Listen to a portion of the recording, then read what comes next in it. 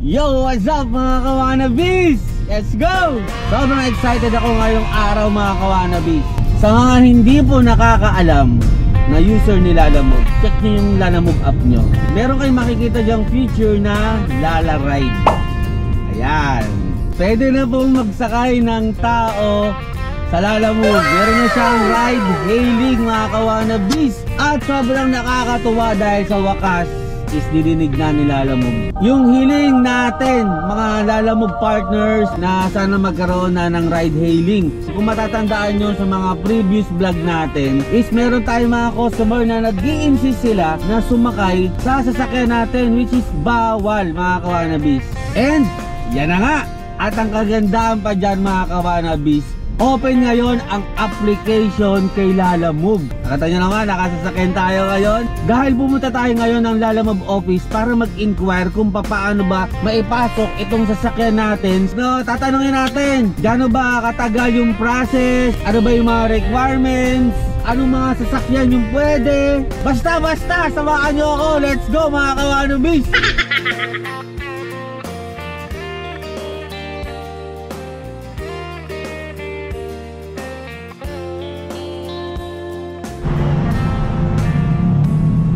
Na tayo sa PITX mga kawanabis. So pag pupunta kayo rito, i-wish nyo lang PITX Parañaque. Dito na tayo, Lalamove office. Let's go. Dami nag-a-apply. Dami nag-a-apply guys. Gila nyo.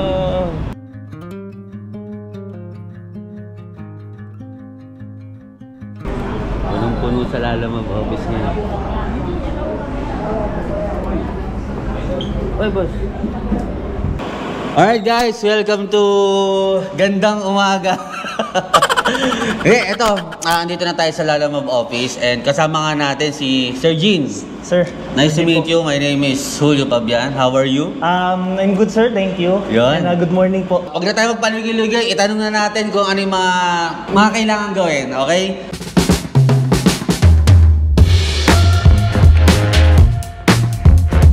So, first question, ano yung step-by-step na process? Magsimula muna tayo sa sasakyan.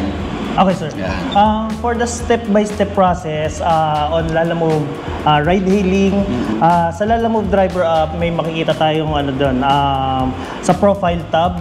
Okay. So doon makikita po natin yung ating mga eligible na sasakyan na pwede nating i-register for Lala Ride. For example is yung ating mga 150 kg or yung hatchback and mga sedan, yung sedan. 200. Lastly, yung ating SUV na 300 kg, so 7-seaters. So pwede natin 7-seaters. Yung nag-try kasi ako mag-book, siya parang meron siyang 4 and 6-seaters. Yes, sir. 7-seater, kasama na yung driver. Kasama kasi na. walang driver, lagot kayo siya. Yes. So, yun. Pwedeng may 4-seater and 6-seater. So, ang kailangan lang natin is, once na tayo sa may profile app, kailangan lang natin i-click yung ating want to take ride orders and i-click yung register for ride para makita natin yung registration form doon. Okay, so ano to, Sir Jenna? Online, ano to? Yes, sir. Application? Opo. Ito is ginagawa naman through Lalamove driver apps lang naman. So, anytime or anywhere, pwede natin siyang i-register sa ating ating application. Kahit saan ka man panig ng Pilipinas, yes, sir. pwede ka na mag-apply sa Lalamove. Yes, sir. So as long as meron tayong internet connection, pwede natin gawin yan kahit saan po. Okay. Ano yung mga requirements na kailangan? Ayun sir, once makita naman natin yung ating registration form doon, so ang hihingi lang naman ng apps is for the requirements is yung vehicle back photo. So dapat pinicture mo muna, no? Naka-ready na. Ready na and continue na lang yung inyong application. And then driver's license front and back. Kailangan lang natin picturean. And yung two main requirements which is yung passenger service insurance and TNVS. Yun yung, yes, ito po yung ating PA or yung provisional authority. So, ibig sabihin pala, bago ka mag-register or mag-apply online, kailangan meron ka ng TNVS? Yes, sir. Yan po yung pinaka-main requirements natin para po mabilis yung process and approval for Lala Ride. Okay, so mamaya balikan natin yung sa TNVS kasi medyo yan yung isa sa mga komplikado kapag nag-a-apply ka ng ride hailing eh. Mamaya balikan natin. So, bukod doon, ano pa po yung mga requirements na kailangan? So yun lang naman po. Sa ORCR naman is requirement siya para sa yung first application natin for delivery. For delivery? Yes. Ibig sabihin, itong application na sinasabi natin, existing ka na? Yes, sir. Kailangan po existing ka na for delivery para ma-appear na sa apps mo yung Lala Ride. Okay, so to clarify lang mga kawanabis, yung sinabi niya kanina, existing Lalamove driver ka na. Yes, sir. Tapos mag-switch ka into Lalamove Passenger service. Passenger service or Lalamove ride. So, yun ang kailangan, yung TNBS na mamaya babalikan natin kung saan ba at paano makakuha niyan. Question, mga kawanabis natin dyan na ano agad, mag-jump into Lalamove ride? Pwede ba yon o kailangan dumaan muna sa... Kailangan po muna lahat ng new drivers na wala pang application or account for Lalamove, kailangan mag-register muna tayo for delivery para makapag-continue tayo sa ride hailing. Okay. So, kailangan mo na may existing siyang account. Alright, so meron muna tayong stage 1, parang ganun yan. Required ba na bumayahin muna ako ng pagde-deliver bago ako... Actually, sir, no requirement sa pagdi-deliver. Once na makapag-activate ka na ng account mo for delivery service, automatic yan mag-appear na siya sa apps mo na pwede ka na mag-register for ride hailing. Ride hailing? Yes. Okay. So, kailangan activated na muna yung inyong delivery account. So, once na makapag-submit na tayo ng requirements, kailangan na lang natin maghintay ng up to 24 hours. 24 hours lang. 24 hours. Sorry. So 24 hours lang for approval ng ride application. Ay, ang bilis! Sobrang bilis lang siya. Sobrang bilis. Basta walang problema sa mga requirements. Complete lang and kailangan din kumpletuhin yung ating virtual training. Kailangan mo lang naman siyang intindihin and mabasa para maunawaan lang yung ating process. Yung process. And then kung paano ginagawa yung pagde-deliver sa Lalamove. Yes, sir. Kailangan dumaan ng virtual training. Eto na, balikan na natin yung TNBS. Sino yung magpa-process ng TNBS at saan makukuha? Okay po. No. So, sa ngayon po, yung ating pagpaprocess May mga picture ba tayo? Hindi, joke. Pagpaprocess ng TNVS, for now, si Lalamove hindi pa nakakapagpaprocess sa Gusto sabihin, kanya-kanya to? So, ang kinikater or ang pinaprocess talaga muna namin is yung may mga existing TNVS. Okay. So, documents. pero ngayon ba open ang LTFRB para makakuha ng TNBS? Yes sir, no. Meron bang, eto direct to the point na mga kawanabis Siyempre bago tayo nagpunta dito, nag-research muna tayo. Okay? So hindi naman natin matatanggi na merong ibang ride hailing. Diba? Na nahihirapan yung ibang mga driver na ipasok yung sasakyan nila because of lack of slot sa LTFRB. No, ngayon, ang tanong ko, meron bang slot si Lalamove sa LTFRB para tumanggap ng TNBS application? Yes sir. For now, ang steps na ginagawa po namin is once na provide si LTFRB ng info regarding sa slot, is tinatawagan kagad namin yung mga applicants para i-advise sa kanila na meron ng slot sa LTFRB para once na ma-inform naman kagad sila, makapag-process din kagad sila ng mga documents. Pero pwede nang magsimulang mag-apply? Yes sir, pwede na magsimulang mag-apply. Sa ngayon ba, ilan na yung driver natin na active na driver for ride hailing ng Lalamove? For counting now, I think is nasa 7. Nasa 2,500 na po. As of now yan, sir. Nasa 2,500 yes, na. Grabe, dami ng mga biyahe. Makapag-book nga mamaya, mag-book tayo. Yes, sir. Ano ikot tayo, Tagaytay,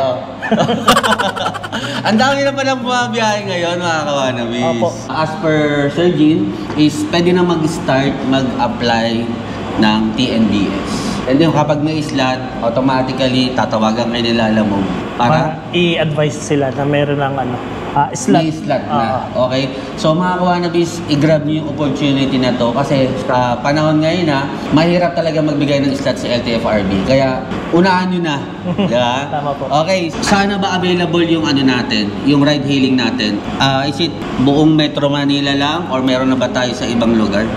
Yes sir, no? Buong Metro Manila, NCR, South Luzon, and then meron na rin po tayo North Luzon, nandyan po yung mga Pampanga po. And then meron na rin po tayo sa Cebu, so active na rin po yung ating sa Cebu. May na mga Yes, sir. nabiyahe na rin sa Cebu. Yes sir. Kamusta yung traffic naman dyan? Maluwag na maluwag po. Maraming kalsada maluwag ang dyan. Cebu. Ayun. Tsaka ito nakakagulat, mga kawanabis Surprisingly, alam natin na ang kaltas sa mga ride hailing is 20%. Yes sir. Pero ngayon, mga kawanabis, sa ngayon hindi pa natin alam. Ikaw ba, may idea ka kung kailan mababago? Wala pa? No sir, wala pa tayo. Wala pa. Pero ngayon, ang kaltas lang or ang commission, ilan, sir? Is 2% lang. 2% lang. Grabe sa 100%, 98% sa'yo. Yes po. So, extra income para sa mga porsigido nating drivers, syempre. Ilusin nyo na hanggat 2% pa lang yung kaltas. Yeah. May cash ban pa ba yan? Or No sir, no. Wala na tayong kailangan bayarang anything. So, wala nang cash ban since registered driver ka na from delivery. from delivery? Okay. So, free na yun or wala na tayong kailangan bayaran para sa pag-approve ng Lala Ride. Ito pa mga kawanabis, ang kagandahan dito, for example, walang pasahero. Pwede ba akong mag-delivery muna? Yes sir, pwede po. Diba? So habang wala pa or naghihintay pa tayo ng passenger and medyo natatagalan, pwede tayong mag-switch muna sa delivery since same applications lang naman din yung ating gagamitin. Ayun. Pwede po. Diba? Kumbaga, sulit yung araw mo, Yes, no? sir. Dalawa yung choices mo. Is either mag-deliver ka or magsakay ka ng pasahero. May idea ka ba, Sir Jean, kung magkano yung pinaka-max na kayang kitain sa Lalamove Ride? Based sa sa ating mga nakakausap ng mga driver. Sa isang araw Sa isang araw yan sir, no? labas na lahat. Yes sir. So ito is total income niya 3,000 to 5,000 yung kanyang Depende sa sipag talaga. Yes sir, tama yan sir. So depende po sa sipag at sa diskarte. Kung ano niya, pagbabiyahe niya. Saka isa pa dyan, ang kagandahan niyan, pag sinabing Lalamove, mabilis. Yes sir, trusted na rin. Sir Jean, please invite them dito sa Lalamove office sa mga gustong mag-apply. Saan ba yung address? Ano yung oras ng office hours natin? Para sa mga willing mag-register sa ating Lala Ride, pwede kayo magpunta sa ating office dito sa PITX, Parañaque, 3rd floor. Makikita nyo kaagad pag akit nyo is yung ating... May hilo ka agad. Wait lang May hilo ka agad pag akit mo Spy. Pag punta nyo sa ating hub, sa ating Lala Hub, kailangan nyo lang i-ready yung ating mga requirements para sa mga new drivers, yung ating ORCR ng sasakyan na gagamitin. Walk-in. And ang ating driver's license and also yung picture ng ating vehicle na gagamitin. Yes sir. So, kailangan yun lang naman po para sa mga new drivers and sa mga existing drivers na gusto na mag-apply sa ating Lala Ride. So, kailangan lang natin i-prepare yung ating two major or requirements na ating kailangan i-submit, which is yung ating TNVS and passenger insurance. Personally, sobrang excited ako dito kasi, siyempre, eto na, Lalamove, may ride hailing na mas mapapadali na rin yung transportation ng mga, syempre, mga kababayan natin, di ba? Tama. So, malaking tulong talaga to, hindi lang sa mga pasahero, especially sa mga drivers, para mas kumita pa ng mas malaki. Syempre, mas malaki ang nito, ang fare nito para sa mga driver, yes, di ba? Sir. Tama. So, ayun, mga Kawanabis, good luck sa inyo at sa mga mag-a-apply. Push nyo na yan. Sayang, baka magkaabusan pa ng slot, di ba, Sir Jean? Tama, sir. Ayun, so thank you, sir. Nice meeting you. Reiterate ko lang mga Kawanabis, medyo ngayon lang din nag-sink in sa akin. So, yung pagpasok dito sa Lalamove Ride, mas mapapadali pala yung application nyo kapag meron na kayong TNBS, no, which is ina-apply sa LTFRB. Kaya dun sa mga dati nagmamaneho sa ride hailing, gusto nyo namang subukan itong Lalamove Ride, madali lang, makakapagmaneho agad kayo, makakapag-start agad kayo kasi meron na kayong TNBS. At dun sa mga bago, you have to patiently wait dun sa slot na ibibigay ni LTFRB para magbigay sa inyo ng TNBS. Kasi yun yung number 1 na requirement para makapag-start with passengers. Pero syempre, mas maganda mga kawanabis kung ngayon pa lang is magsisimula na tayo mag-apply. Sabi nga nila, early bird catches worm. Tama ba? Meron tayong link sa comment section kung saan pwede nyo gamitin yon. Pero make sure bago nyo i-click yon, i-download nyo muna yung Lalamove Driver app. Then once na downloaded na, tsaka nyo i-click yung link. Irerekta kayo doon. Wala akong commission dyan ha, to clarify lang. Pag link ko mga kawanabis, mas mabilis yan. Maswerte kasi yung link na yan. I'll keep you updated mga kawanabis para sa mga future na updates ni Lalamove. Siyempre, babalita natin yan sa inyo. And also kapag nag-open na rin si LTFRB, ibabalita ko rin sa inyo yan mga kawanabis. So kita-kits ulit sa next vlog and good luck sa lahat ng babiyahe sa Lalamove Ride. Ingatan natin yung mga pasahero natin. Ipakita natin na ang mga driver ni Lalamove mababait, hospitable, professional, at syempre, mabango yung sasakyan. Kaya wag niyong kalimutan bago kayo bumayahe, make sure na presentable ang inyong mga sasakyan. Let's give a good impression sa mga pasahero ni Lalamove, no? Para tuloy-tuloy lang at lagi silang sa atin magbo-booking. In a way, ang benefits doon sa atin din mga Lalamove partners. Alright, thank you mga kawanabis. Kita-kits and ingat. See you on our next adventure and vlog. Let's go!